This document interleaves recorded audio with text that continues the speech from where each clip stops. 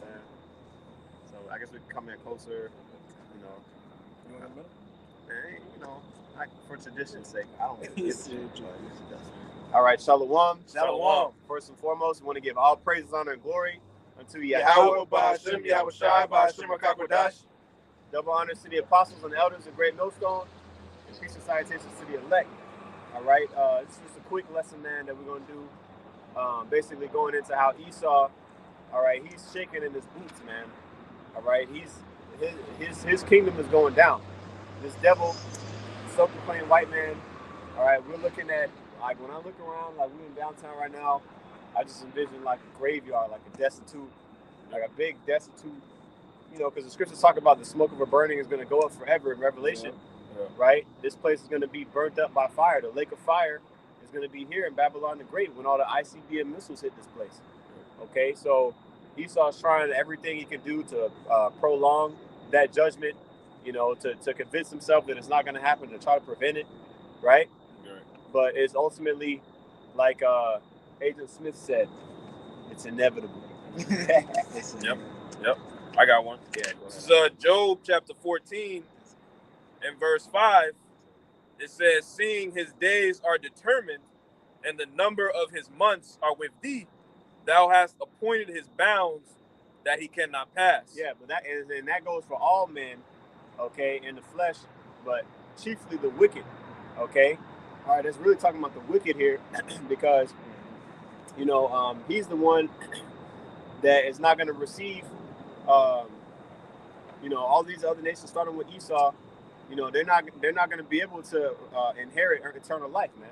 Israel's the only nation that's going to be able to inherit that, okay, and receive that boundless experience of immortality.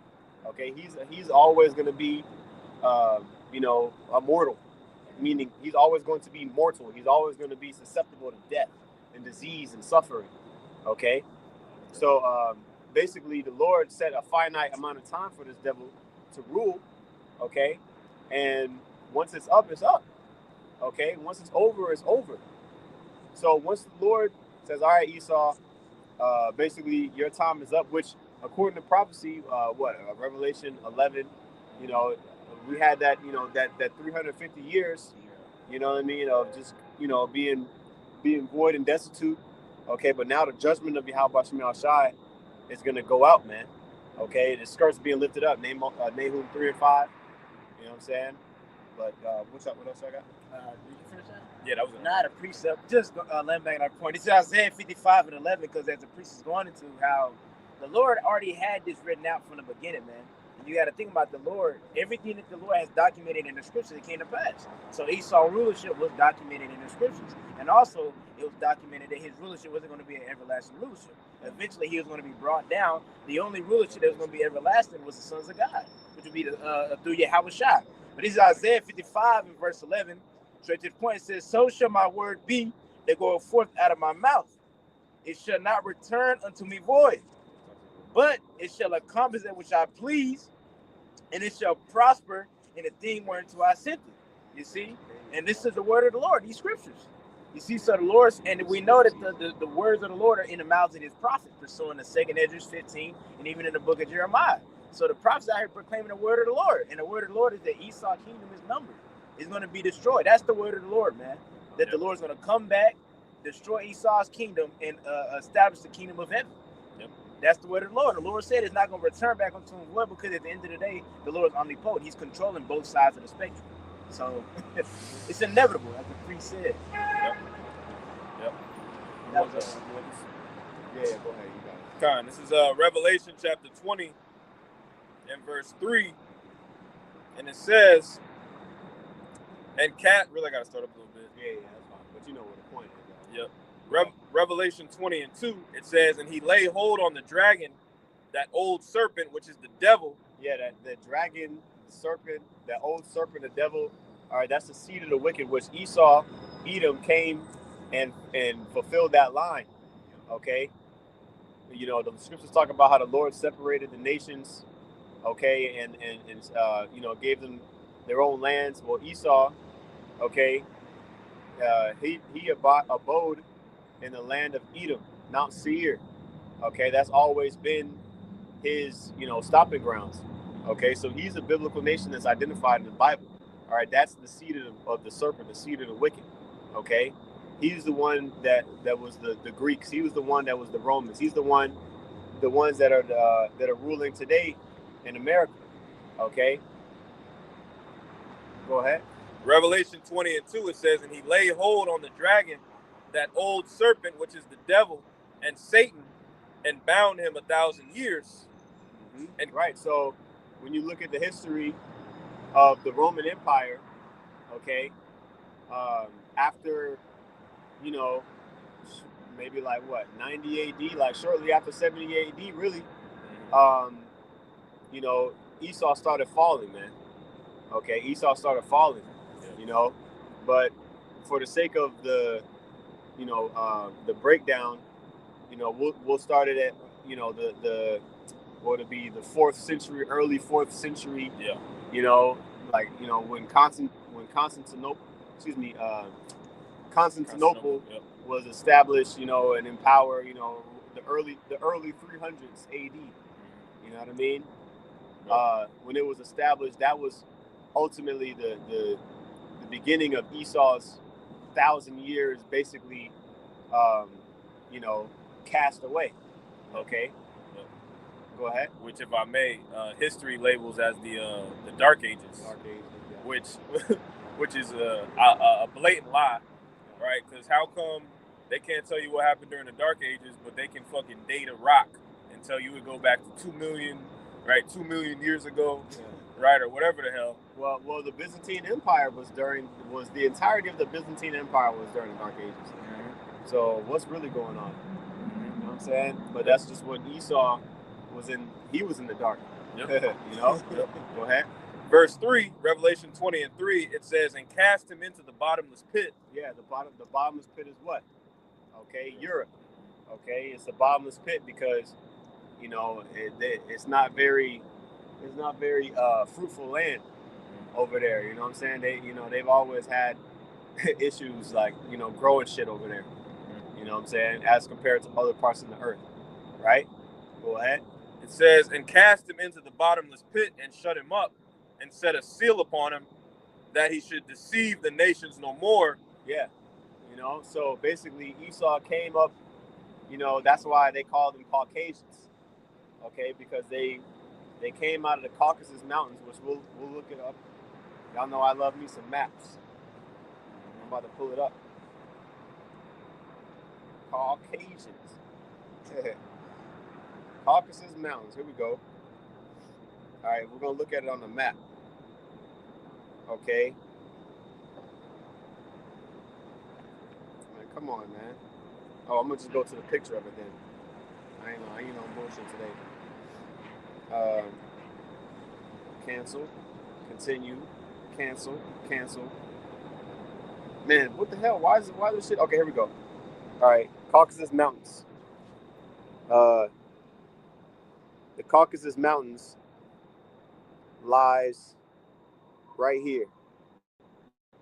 Okay, bordering Russia, modern day Russia, and Georgia, Azerbaijan, basically like, up north, going into Asia. Okay, going into Asia, like on the Russian side, not, but that's up north, right? Yeah. The Caucasus,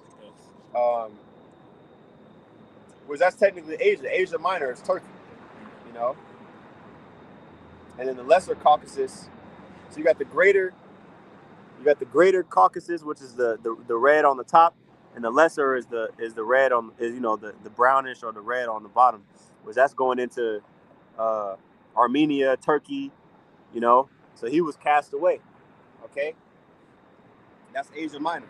Okay, but also Europe too. Okay, keep going on. It says because Russia, it borders Asia, but it's also part of it is in Europe too. Go ahead. Revelation 20:3, and cast him into the bottomless pit and shut him up, and set a seal upon him, that he should deceive the nations no more, till the 1,000 years should be fulfilled, and after that he must be loosed a little season. Yep. So ultimately, that little season, okay, is the time now. That's the whole point. Because this is just a short period of time that he's basically been allotted to rule. You know what I mean? Because we mentioned earlier that 350 years, you know, that Israel was void of, you know, the spirit of Yahweh Shem Yahushua. You know, we was also in heavy slavery. Yeah. You know what I mean? Okay. Was that time period just passed, you know, a few decades ago. Now we're coming back, you know, into who we are as a nation. All right, and this devil is going down, going into what you read in Job 14. Okay. So we in the times where basically this devil, well, that's why we, you know, start off with that Revelation 12. You know what I'm saying? Well, we didn't read it, but you know, Revelation 12, man, because he knows his time is short. Yep. You know, did you finish that in 20? Yeah, Revelation 20. Can you read that last part again, verse 3? Kind. This is Revelation 20 and verse 3. It says that he should deceive the nations no more till the 1,000 years should be fulfilled. Yeah, because and people get offended when we say devil, which devil means deceiver. So that's he was deceiving he was deceiving the nations. When he was the Roman, you know, when he was the Grecians and the Romans, he was deceiving the nations into thinking that basically, like, you know, like we're gods on the earth. They had Caesar basically posing as like their god. You know what I mean? Yeah. There's even example in the scriptures where Herod, one of the Herodian kings, you know, basically got you know, put to death right in front of a crowd of people, you know, instantaneously, because people were worshiping him as a god. Okay, that's an example written in the scriptures. You know, so the Lord ain't playing around, man. These people, they think that they're on a level. Yep. Talking about these Edomites, they think that the Lord's dealing with them because they got the fatness of the earth right now. They got the sword. Man, you just a runaway slave, boy. Yep. Okay. Go ahead and finish that. Con. It says that he should deceive the nations no more till the 1,000 years should be fulfilled, and after that he must be loosed a little season. Right. So now we're in that little season. Now he's deceiving the nations again, but his time of deception is about to be up again. Yep. Okay. That was the end on that, right? I got the 12. Yep. Okay. Yeah. Yep. Yeah, you know, because that's when typically, like, that's when people get desperate. Like in football, for example, when the clock about to go out, you down. What do? You call a Hail Mary, which is basically a desperation play. You know what I mean? And that's what we're about to see. We're about to see all the tricks come out the shed, right? All the tools about to come out. All right, on the left-hand side, but also on the right-hand side. We empty in the tank too, you know? But this is Revelation 12 and 12. It says, therefore rejoice, ye heavens, and ye that dwell in them. Woe to the inhabitants of the earth and of the sea, for the devil is come down unto you, having great wrath, because he knoweth that he hath but a short time. That's right. I can read it again. No, I mean, it's the point, man. Okay, he's coming down on you niggas, man. All right, and he's gonna try to come. I mean, he's gonna try to come down on all of us, as Israel, as a nation of Israel. You know, he's gonna come down, okay, and try to impose his will and strong arm us. You know, we just read it over there, Revelation 19. I'm sorry, Revelation 13 and 15, where it talks about whoever doesn't worship the image of the beast, he's gonna cause him to be killed. Right before it goes into the 16th verse. Okay, so he ain't gonna spare nobody. You know, Second Ezra's 16 and 70. We don't gotta get it, you know, but you know he gonna go as a madman, sparing none. Yeah.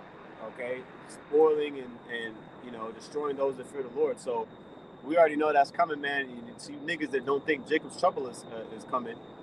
You know, who's trying to tell our people, false prophets who trying to tell our people that, man, Jacob's trouble is over, man. Like y'all ever watched the Matrix, the last one, the Matrix Revolution, the third one, and at the very end, like the Sentinels was right at the door. You know what I'm saying? And then they just stopped. They just malfunctioned. Or I think they turned around and went away, some shit like that. Yeah. I think they turned around and went away. You know, and Morpheus, Yeah. It's over. Yeah. The war is over. That's how niggas think it's over, but it ain't over, nigga. Yeah. It's not over, man. Right. Okay, it's really ain't even gotten hot yet. Okay, this is just the beginning of the last chapter. Yeah. Okay, which that last chapter is always the most exciting, the climax. The scriptures say in Daniel 12, it's gonna be like a day like there never was since there was a nation, and there's never gonna be a day after it, man. Okay, so that's what we're looking forward to. All right, because the pride of this people is swollen up to its peak. Okay, and Yahweh Shem Yahushua is hearing the cries of his men, the elect. All right, we're chanting down Babylon. We're hastening its coming. Okay, so I guess we get closing precept. If not, we can close out. I got to close it. Nah. You got it. All right, it's real quick, and then I'll get to you. 2 Ezra 6 and 9, because that brother made a point about this being the last chapter. You know, and then after that, I'm just going to read the precept. It says, 2 Ezra 6 and 9, it says, for Esau is the end of the world. Talking about this current world, this current setup. You know, the scriptures talk about how the earth abideth forever. So who's gonna be ruling the earth after this world ends? You know, Jake. It says, for Esau is the end of the world, and Jacob is the beginning of it that followeth. And that thing that followeth is the kingdom, the beginning of forever, really. You know, the scriptures talk about how Yahushua's kingdom is going to reign forever. You know, but that was it. Nah, that's it made me think about that 2 Ezra 9 when it says how all things have a beginning and an end, and the end is manifest. That's it. Con. Hey, man, so, you know, just a quick hit, man. You know, staying in the spirit, Lord willing, Abaratazah, this is edifying. Yeah. With that, we're going to give all praises, honor, and glory unto Yahweh, Ba'ashem, Yahushua, Ba'ashem, HaKadosh. Double honors to the apostles and others, the great millstone. Peace and salutations to the elect. Shalom. Shalom.